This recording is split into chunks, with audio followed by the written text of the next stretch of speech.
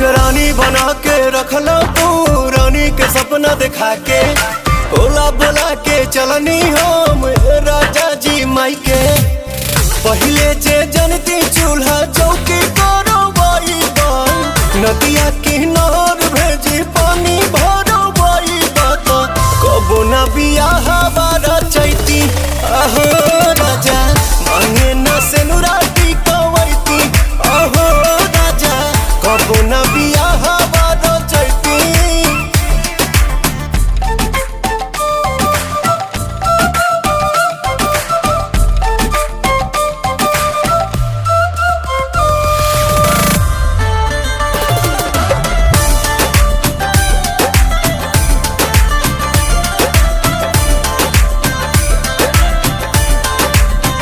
तहाई साड़ी दिहल पापा जी के,